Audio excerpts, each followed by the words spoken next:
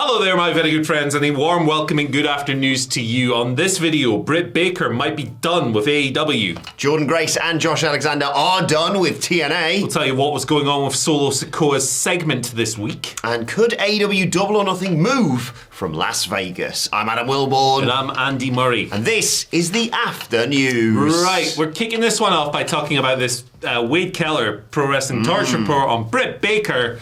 At AEW, as we all know, well, maybe we don't all know, but as some know, she's not been on AEW TV since she had like that confrontation with Serena Deeb. Nobody cares. Yeah, where she was literally stood there when Deeb came out and said, "Nobody cares, nobody cares." What are you doing? And it was really quite dismissive. I didn't know if it was a work or a shoot. I did not know. I'm excited, Andy. What's all this leading to? Nothing. She's probably done with AEW. She's in a position where she might not be used again by the company. This is according to Wade Keller. I'm going to read you a passage and I'm going to summarize some other bits and pieces, but he said this.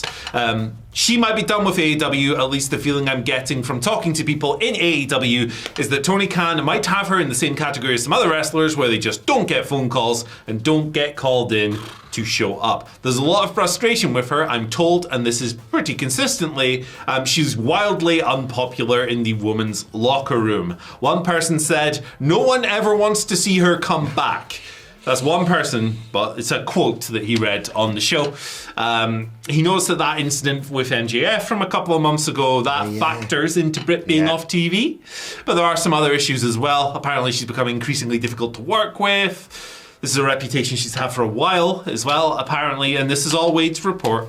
There was another incident as well recently, separate to the MJF thing, and Keller said he doesn't have a lot of details on that, but it wasn't a huge deal, but it may have been the straw that broke the camel's back with regards to her position. Apparently the Adam Cole situation, her separation from Adam Cole, that's nothing to do with it, and there's no heat on Cole, which is good to know. Wade said that even back during Britt's peak, because she was a big, considerable star for this company a couple of years ago, certainly. Yeah.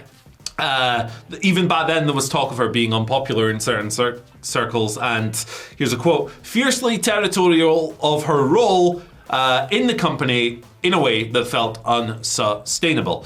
So I'll read you one final passage and then we'll just kind of talk about this. From what I'm hearing, at least the attitude right now is at the moment, Tony Khan is fed up enough that he's just going to focus his TV time on others. I don't know what that means in terms of her pay and her contract, and it's possible that things will eventually change. She'll make a phone call and apologize, or there'll be 5 major injuries and she'll be called back because she's still under contract. So there are caveats to this, but at this point in asking around, it looks like you should not expect to see Britt Baker back imminently, and that's the context of why. So Britt recently claimed that she's been away filming some stuff that she couldn't really talk about. That was why she'd been away from TV. It's a pretty damning report here from Mr. Keller, isn't it? Yeah, fascinating this. Really good report, like you say, from Wade Keller. And just wild to think about because, like you say, just a few years ago, she wasn't, but she was one of AEW's pillars, wasn't she? She was, the person that they were arguably building this AEW women's division around. And then, she has that awful injury. She comes back. She talks about the terrible time she's been through. And you think, right, okay, here we go. And then after that, there's reports, there's, like you say, all these leaks about people not getting along with her. There was, like you say, the bit with Serena Deeb, which was just so surreal. The backstage thing with MJF's girlfriend, Alicia, oh God, what's her surname? Alicia. Bless you. And there's just a mad speculation now about right, what happens now? Because like you say, they've got this the Jamie Hayter stuff we haven't even mentioned. Like you expect when she came back, that was she was going to work with her. Nothing's come from that whatsoever. And I mean, obviously, she's incredibly talented. I'm sure WWE would be very interested by these reports. But obviously, this is not a release. This is not them coming to terms on her contract. It's just by Wade reporting. We don't come to the show, we're not going to book you for anything, but they're presumably going to keep paying her until this can be resolved. Like you say, whether they just shake hands and go, well, it's been a good few years, thanks very much, or apologies are made, or bridges are built, or whatever, which is a real shame because obviously, like you say, she's one of the most talented women they've got on that roster, and she's got a great deal of legacy within AEW, and yet now we're at this position where they don't want her there. Yeah, it's wild to think because 2 or 3 years ago she was huge, and you can't forget how over she was. And like the Thunder Rosa feud, their first big match was unbelievable.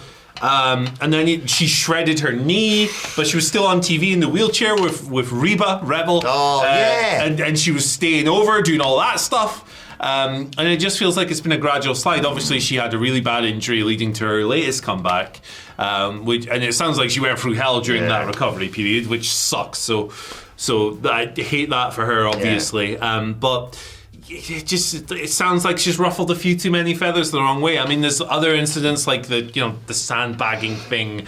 Maybe that shouldn't have made its way onto television. Although giving her a sandbag was excellent. I mean, some parts are funny even if they're wrong, aren't they? And it sounds like an irreparable. Is that the right term? Yes. Relationship situation here. We'll keep an eye on it, but mad this to be this story just coming out of nowhere seemingly. Yeah, and it's like if reputational damage is done, it could harm her in other ways because WWE might be like, I don't want.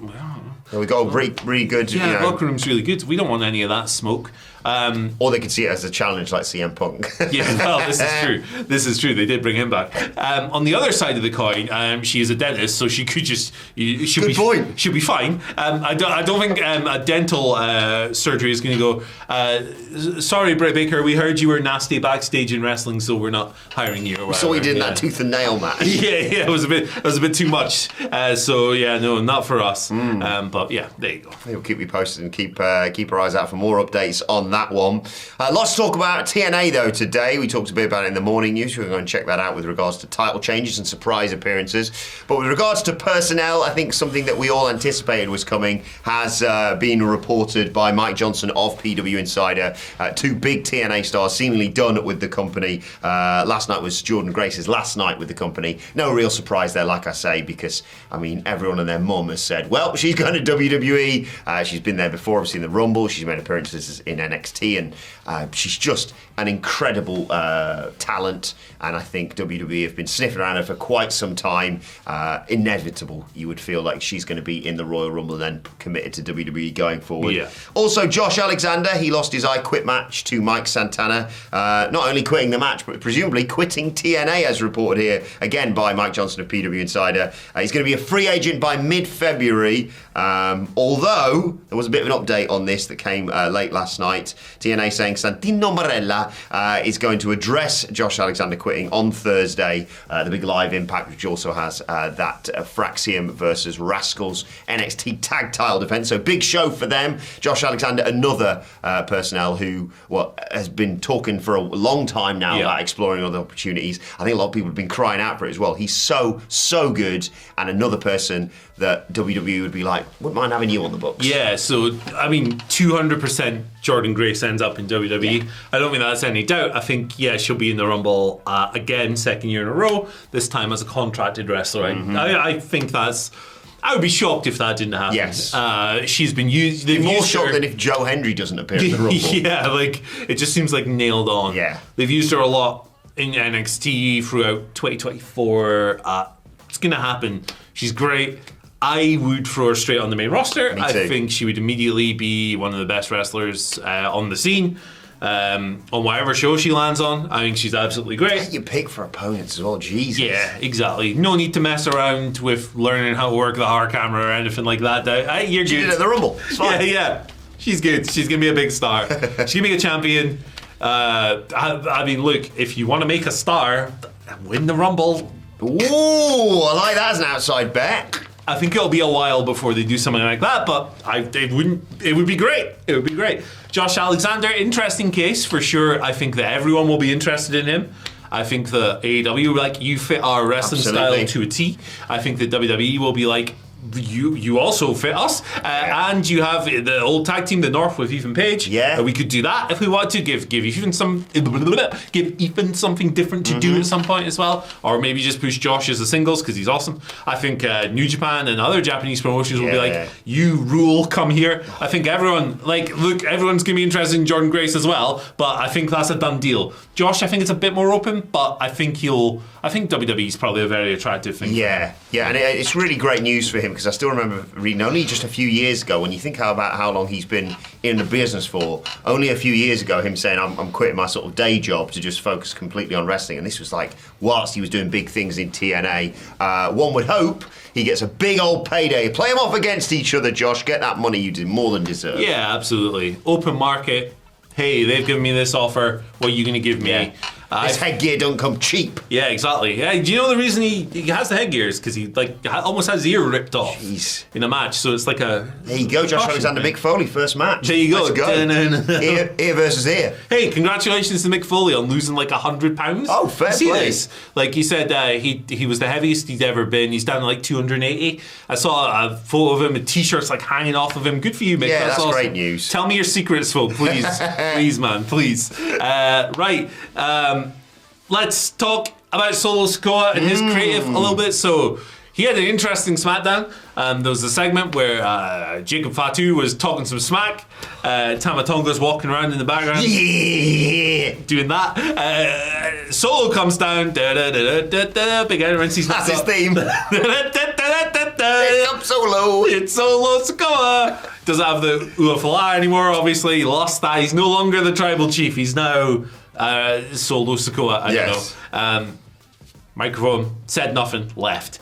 Jacob Fatu talked more smack. Oh, God. Right. Okay. Sorry. I interrupted. Thoughts?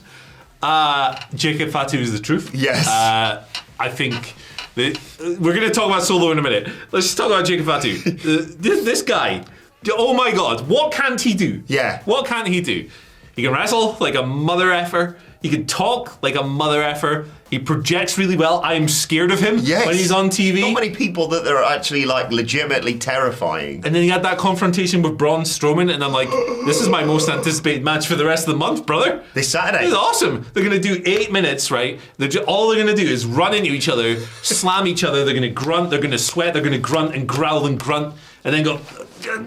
I can't wait. Yeah. I can't wait. I knew you were buzzing for that match. Fired up. Big boys. Big beefy boys. Yeah, the Solo thing, it's one of those things where, like you say, he came out, he was going to talk, but he was just like, he was apparently set to open the show to discuss this? Yeah, so the report, we just gushing over Jacob Fatu. The report from WrestleVotes is that this Solo's return, which is his first appearance since the losing to Roman Reigns, it was like 6 days before that or so. Yeah, it's not been a long 10 days, something like that. But it was a hot topic of debate within creative. Apparently they were going to have him open the show and address the loss. I think this was better. Yeah, I think it's far better than him sort of trying to explain it away or each and every one of you, all that bollocks. No. Have him come out. Real crisis of sort of confidence for him. He's meant to be the leader, and at the end of the day, you cannot be questioning your position when Jacob Fatu is there right behind you, saying how much he loves you, and then just eviscerating everyone on the microphone. Like, if you're a final boss, perhaps, and going, right, what's going on with this new bloodline?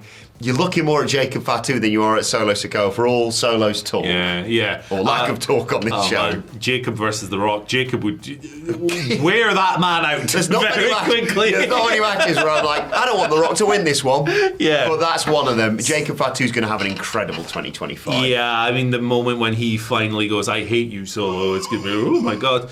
And a glimpse of that, I'd be like, oh, they're kind of all right on their own without Solo leading them on SmackDown. I tell you what, it's very simple, right? I'm a sucker for big lads. I love giants. I love big beefy boys. I love Omos in Japan. Yeah. I've always been an Omos mark. I've always spoken highly of him. You throw two massive men at each other, I'm in. It's my favourite style. Yeah. Big boys just going boom. I was thinking, because obviously he's got Rumble in a couple of weeks, and it's like, what are they going to do for this Saturday night's main event? They're sort of like, they're doing a contract signing for Cody and KO, obviously, and Jay versus Gunther, that's right, isn't it, sir. for the world title? And they just threw this on Friday night. I was like, let's go! Great bit of business. Yeah, we'll talk more about it on the SmackDown Review podcast. You know what was a cool thing? This is a total diversion, but you know what I really liked from SmackDown? I really liked how they opened the show. I really liked Joe Tessitore and Wade Barrett walking through the corridors, walking out to the fans. It felt really cool. Yeah, I like that too. And then they showed some footage of people walking around backstage and stuff. Do that more. That was fun. It was awesome. Like I say, we'll talk more about it later on. But yeah, I don't know what Solo does at WrestleMania right now. But I sense he is not long for running the new bloodline, let's say. Yeah, I think he should lose a high-profile match, and that should accelerate whatever turn they have planned. Jacob Fatu's got to be a guy in 2025. He's awesome. Yeah, he's the one that you just like, yay, I've got the world title. Oh, God, Jacob Fatu's finally turned his, Eye of Sauron onto me. Yeah. And now I'm dead. Yeah. Anyway, let's turn our attentions now to AEW, though. And Double or Nothing, obviously, the show that is always, well, aside from the time it was obviously in Jacksonville for Pando reasons, has always emanated from Las Vegas. Interesting Fightful Select reporting all on this with regards to a major discussion within AEW to have Las Vegas move to a different place and not be called Las Vegas anymore. No, to have Double or Nothing somewhere else. Of course, Las Vegas already got quite a big event this year, what with WrestleMania coming from there in April. As a result of that, they're thinking about other venues.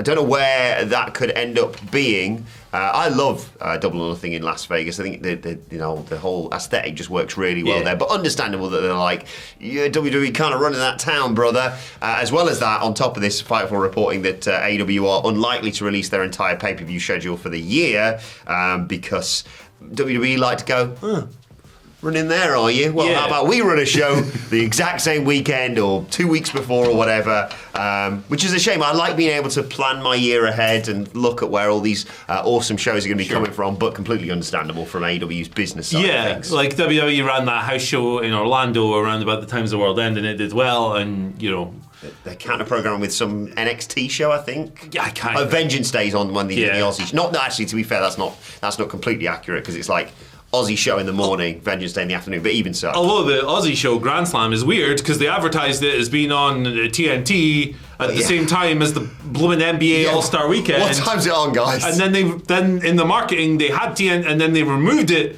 So it's like, what the hell's going on there? Yeah. I don't think even they know. And they've announced one thing for that show so far. Sometimes it's not a very serious company, No. regrettably.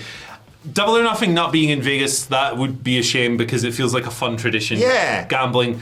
I mean, what other city, like Atlantic City, does that have gambling? Oh, yes, that's a good point. They could get Springsteen in, maybe, do the theme. Reno or somewhere like that? Yeah. I don't know. I'm not an expert on gambling, evidently. But yeah, that's like... It ultimately, if it goes somewhere else and it does the same amount of people, it doesn't matter. But to me, that's a shame because that's part of the show's identity. Yeah, and I was lucky enough to attend the first Double or Nothing, and it just it worked so well. And obviously, the iconic imagery of Mox and Kenny fighting on the stack of chips. Yeah, I'm going to miss it if it moves. But like you say, there are other options out there, and excited to see what AEW plans for the rest of this year. Yeah, for sure, and. Obviously, they don't want a WWE show taking all their crowds if they announce shows in advance. So, good with the bad, I guess. I don't know. Well, it's going to be an interesting business year for them. Obviously, with the TV rights deal, they're absolutely fine. They're not going out of business or anything like that. But they do have some challenges to overcome. Yeah, they are smashing up their pay-per-view plans, aren't they? Speaking of which... want to know about smashing stuff up? Here's PCO in the morning's... Honestly, check it out. Morning's news video. Bye. Bye! Nice one. Segue. What a segue that was. Man, you know how the guy who invented the segue